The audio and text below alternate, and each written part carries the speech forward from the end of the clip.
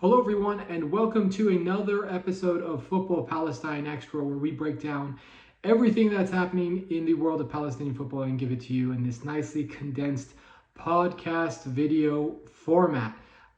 In this week's episode, we're going to be doing something a little bit different. We're actually going to be looking back a little bit and rating the transfers that happened in the winter transfer window and just giving them a basic grade, A, B, C, D, F. And yeah, I think that will kind of give us a chance to recap what's happened, because there's a lot of players that are on the move, and I think that's going to have an impact on the national team, who of course will be playing later on this month against Benin and Mauritania in the Kingdom of Morocco. The other things we'll be looking at, we're going to go and look into what Palestinians abroad are doing. We're going to kind of do a sneak peek of what that squad might look like for those March friendlies. And then finally, the political side of things. There will be a piece up on the website discussing the vote yesterday in the canton of Vaud in Switzerland regarding UEFA's tax exempt status. Unfortunately, that motion has failed, but there might be a follow-up to it that could be just as effective or even more effective than if the vote had passed. So that's everything we'll be looking at in this episode. A little bit of housekeeping before we get into it. If you are a premium subscriber, you already have access to this. We did a audio original based on a lot of research that I had conducted on the Palestine national team between the years 2005 and 2011. And this actually coincides with a very interesting period in Palestine's modern history, where a lot of like the weird, messed up stuff we see happening actually got put in place. And so we used the Palestinian national football team to kind of tell that story. Great way to find out stuff about, hey, how did Jibril Rajoub actually come to be the PFA president? What was football actually like in the mid 2000s? Was it that bad? Was it good? All these kind of like little tidbits that we were able to research and find out. 6 episodes available exclusively to our premium subscribers. So it's all available right now. If you like what you see here, consider upgrading, because you'll be able to see these episodes in their entirety. So we paywall a section, you'll be able to see what's behind the paywall, and then you'll also get access to the audio original scoreless at the break. All 6 episodes will be available to you, in addition to other perks that we give our premium subscribers, such as access to stats that are nowhere else. You can find out how many caps all the players have, game logs, all that stuff is only available to our premium subscribers. So if you like what Football Palestine does, consider supporting me by upgrading your subscription to a premium subscription. So let's get into it. As promised, let's recap this winter transfer window. And I think the good news is that I can't really rate any of the transfers that happened as an F or as a D. Everything is at least somewhat acceptable. So we'll start with, I think, the bunch that are maybe the least impressive. And we got to start with a transfer that actually didn't happen, which is Ahmed Taha was rumored to be going to Al-Waqra. It was reported that he was going to Al-Waqra. It didn't happen for whatever reason. He's still at Kfir Qasim in the Israeli second tier. I guess we could give that an F. We're going to give it a C, because at least he's still playing, and I think that's really important to have 2 capable left backs. Depth, as we get into the second section of this podcast, is super important. So the fact that you have Wesley Napan and Ahmed Taha playing, even though it's the transfer that didn't happen, the fact that it didn't happen, but he was able to maintain his position at his current club, I think you give that a C. Staying on the defensive line, Moussa Firawi. Moussa Firawi has played in 3 games. He started 1 for Al Arabi in Qatar. I'm going to give it a C right now. I might even bump it up to a B, because Moussa Firawi has played something like 9 league games in Egypt since the genocide happened and since football was shut down in Palestine. So he hasn't really had a decent go of it. He lost his backup position to Musab al-Battat, to Emilio Saba, in December and wasn't part of the Arab Cup squad. So I think it's a C. I might even bump it up to a B, given, if he keeps playing at this rate. Let's say he plays in 9 league games before the season is over, then this is a huge success because he's played in just as many games as he played in Egypt over the past 2-3 seasons. So that's where we're gonna keep it at for now as far as Musa is concerned. Mustafa Zidane to Al Masry, which is something that really surprised me. Obviously, he's coming from the off season, going into a team that is completely mid-season. He's been limited to just some substitute appearances. I think it might be good for him to get acclimated with a league that is physical, that is rough, that is very similar to what he's going to be seeing in Asia, particularly when we play against West Asian opponents. Mustafa Zidane is a guy who I think has got a ton of talent. But in order for us to get the best out of him, he really needs to be able to adapt to the style of football that is played internationally, the style that is played in Asia, which is, I think, a departure from how he would like to play. He's got a very European style, and that means, everything is very clean. Everything is, you play on a pristine pitch. You have, you have basically passing patterns that are rehearsed ad nauseum. The opposition plays in a certain way that is predictable. I mean, I think if you've ever seen international football in Europe and then look and compare that with what happens in Africa or Asia or South America, it's a more organized game. And so he's got to be able to, I think, bring the positives of his game, which is he can pick out a pass like no other. He can dictate the tempo of games, but he also needs to be able to handle the physical aspect of things. So right now it's a C. We'll see how it goes. I think Al Masry is sort of running its affairs in a steady fashion. They're always up there in the Egyptian Premier League. They're playing in the Confederations Cup. So let's see what happens with Mustafa Zidane in the future. Continuing on, there is Odeh Kharoub, who went back to Malaysia.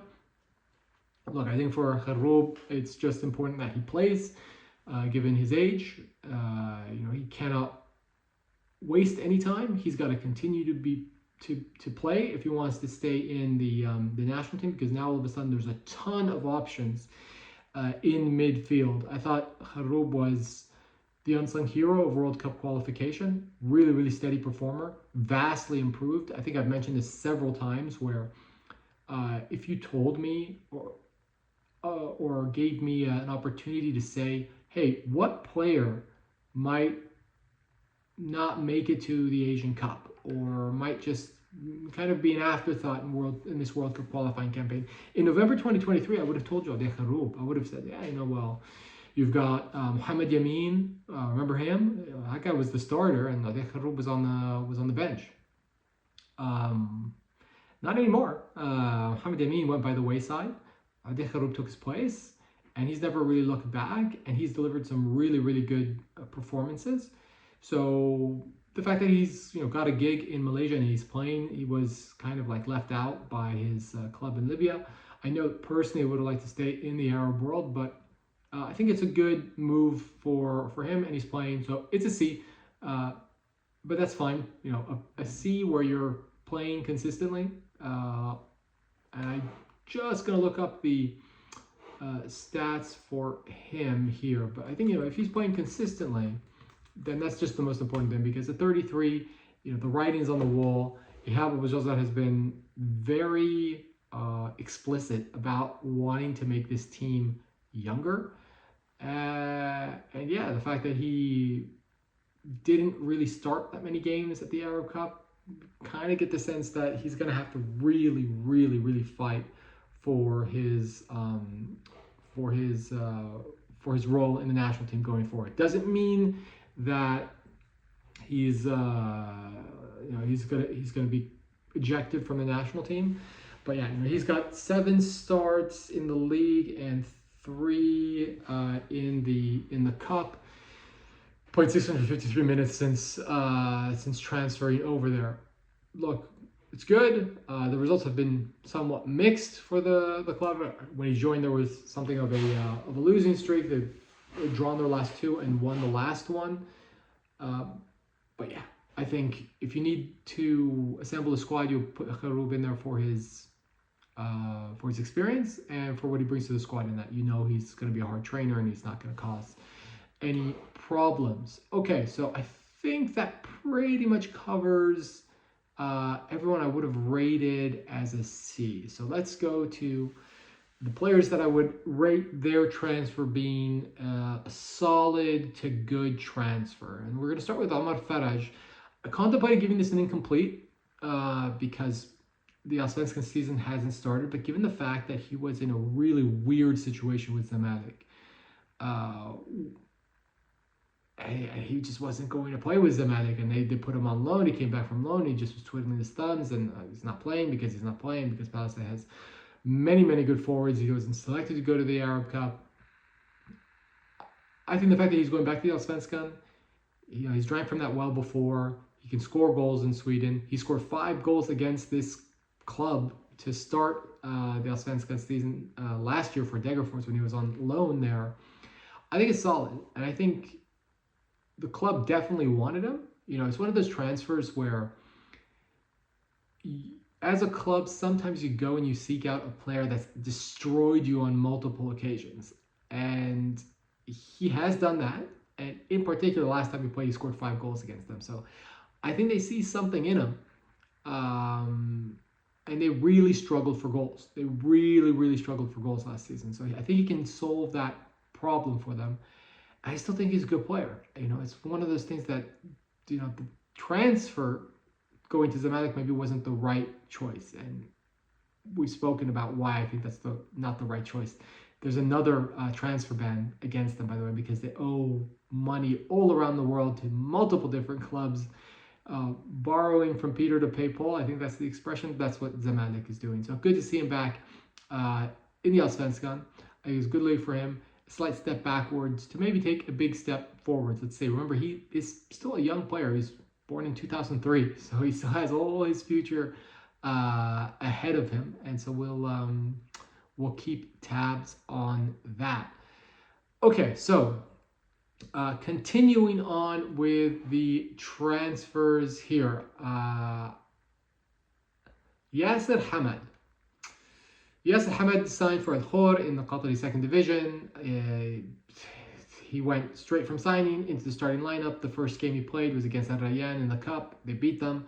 Rayyan's a first division team, and he's been a consistent starter for them in the league. He started 3 league games, a couple games in the Cup. He's playing. I almost want to give this an A, to be honest with you, because the most important thing for Yasser Hamad was, listen, you need to play and you need to get some consistency and you need to find a home. So I think Al Khor could be all those things, and probably because the club isn't going to achieve promotion to the Stars League, it might just be a good fit for both parties. If he continues to play at this consistent level, that they just renew his contract for the next year. And then finally you'll have a place where Yasser Hamad can go home and they'll have consistency and he'll build confidence. And I think we can see him back to his usual best. I know I'm in the minority. I do think that there is a level that Yasser Hamad can achieve, that he was at, and that he, since the playing time has become more and more and more inconsistent, that he's lost a little bit. Is he the perfect defender? No, but I think we said, if you look at this national team, the pool is at its shallowest at the center back spot. And if you're asking me, hey, choose between Mohamed Saleh, who will be turning 33 this year, and Yasser Hamad, who just turned 28 in December, they're both flawed. I'll go with Yasser Hamad because he's 5 years younger, like 5.5 years younger. I think it's a no-brainer. Both are flawed. If you're making like a best all-time 11 and thinking, hey, who do I select at the center back spot? You're not considering either player for that spot per se. But I like the move for him, and I know the player wanted to stay in Qatar. He was able to do that, and so I think we could see really, really, really good things happen. Maybe not this year, Maybe he just starts to get the consistency this year, and next year he kicks on. Okay, the last two transfers. Rami Ahmed Salal, A plus. A plus plus the debut that he made last week. 5-2 victory over the likes of Ased, who are the Giants and the perennial title contenders. He made an instant impact. 8 saves in that game, so it's not like, oh, the forwards took care of it. They made a coaching change in Mislal, and I think that's helped the team. But I also think Rami comes in there and gives the team a bit of veteran leadership, confidence, and he's definitely playing at a level where he's more than capable of performing. In the second division, he was more than capable of performing. Really happy to see him get that exemption in order to be able to play in Qatar, and I think he really could make a name for himself in this league. If he helps Mislal to continue to do results like they did last week against Asad, then that's not only going to increase the probability of the two sides finding a way to renew that contract with the blessing of the Qatari government, of course. It will also mean that other leagues in the region and further out will say, hey, actually, there's a pretty good goalkeeper here. And I know, obviously he has the national team and the stats and what he's done over there with the national team. Scouts don't look at that, clubs don't look at that, look at, hey, what have you been doing at the club level? And the fact that he's playing in the Qatar Stars League adds, I think, another bit of luster to his name. So A plus transfer. The other A to A plus transfer, I think, Hamid Hamdan to Pyramids. I mean, he's going in, scoring goals, and assisting. And, I think if you look at his season in the SofaScore app, he hasn't played the amount of games to actually be eligible as top players in Egypt. But if you took that aside, just the games he's played, he would have the 5th best rating in the league between his time at Petrojet and Pyramids. And this is a team that now is top of the league, looking to defend its Champions League title, and he's been able to stake a place in a midfield that's competitive, that's full of established international players. So I think that's an A plus transfer. And the final one, I think is a little bit controversial that I think it's an A, is Amit Salafta. Amit Salafta playing for Al-Masri and also doing quite well for himself and showing some versatility because he's playing for them in the middle of the pitch. The last game he played as a right back. And this is a guy that wasn't on anyone's radar 2 years ago. It was like, oh yeah, it's interesting. He had that year in Iraq and then he came back. And they came to the national team for a cup of coffee, but he was not, he wasn't really on anyone's radar to do what he's doing now. And now you've got a player that at the age of 25 is a consistent performer for one of Egypt's top clubs. So that's my take on the winter transfer window. So I don't think we missed out on anyone. Oh, actually we did. We missed out on Ahmed Al-Qaq. He just made a transfer to Sporting Jacks, and they played 2 games in the past week. Lost one, drew one. He started one game and came on as substitute in the other. Look, yeah, it's a transfer. I know it's not a single entity because they play in USL, but he's staying in USL. So yeah, you could probably put it in the sort of C category, but a good move for him because I think, as we mentioned about Ahmed Al-Qaq, he is a footballer with not a ton of experience on the professional level. Last year was his first pro season. So I think it's a good, solid move for him. And obviously with the ability to go further up should his playing time remain consistent and should he produce. So we'll keep tabs on that as well. I think, for embarrassing myself one more time, let me just go through the list here. I think we have everybody. We haven't, yeah, I think that is everyone. And so yeah, I think overall, if you look at this transfer window from a Palestinian perspective, if we were to give it a grade, I think it's a solid solid transfer window. I give it a B. There's not a lot of splashy moves out there. This is not Wissam Abu Ali commanding $1 million transfer fee to go to Al Ahly, or a multi-million one to go to Columbus Crew. In the summer we had Wissam Abu Ali and Ade Dabbagh move. So it's not a splashy window. The winter window tends to be like that, but I think it's a solid window. I give it a B. So let's move on to a quick recap of what's happening with Palestinians abroad. And let's look forward to that question of those two friendlies that are going to be played in Morocco against Benin and Mauritania. If you want to continue watching this video,